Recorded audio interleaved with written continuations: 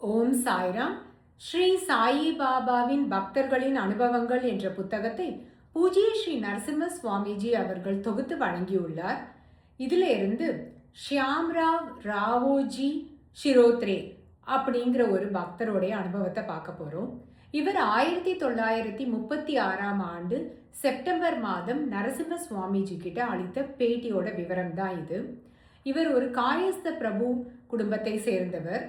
இவர் ரெக்கார்ட் கீப்பராக வேலை செஞ்சிருக்கார். 1909 முதல் முறையாக ஸ்ரீ சாய்பாபாவோட தரிசனத்துக்கு ஷிரடிக்கு வராரு.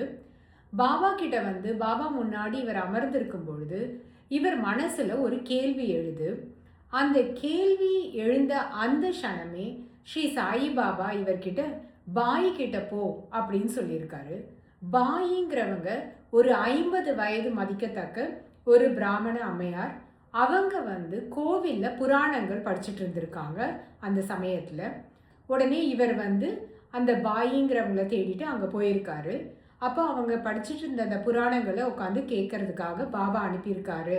அப்படிங்கிறதுனால அந்த கோவிலில் இவர் உட்காந்து கேட்டுட்டு இருக்கும் பொழுது அவர் படிச்சுட்டு இருக்க அந்த புராணத்திலேருந்து வர விஷயங்கள் எல்லாம் இவர் ஸ்ரீ சாயிபாபா முன்னாடி உட்காந்துட்டு இருக்கும் பொழுது எழுந்த அந்த கேள்விக்கான விடைகளாக இருந்துதான். அதை கேட்டோன்னே இவருக்கு ரொம்ப சந்தோஷமா இருந்ததா. பாபா எவ்வளோ ஒரு சர்வாந்தரியாமியா இருந்திருக்கார். அது மட்டும் இல்லாமல் தன்னோட மனசில் எழுந்த இந்த ஒரு கேள்விக்கான விடையை எனக்கு எப்படி கொடுக்கணும் அப்படிங்கிறத வந்து பாபா நிர்ணயிச்சு அதுக்கு அவர் தேர்ந்தெடுத்த வழிமுறை இதுவாக இருக்குது அப்படிங்கிறத இவர் புரிஞ்சுக்கிட்டேன் அப்படிங்கிறாரு.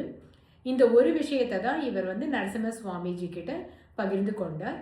இதோடு இந்த பக்தருடைய அனுபவம் முற்று பெறுகிறது. ஓ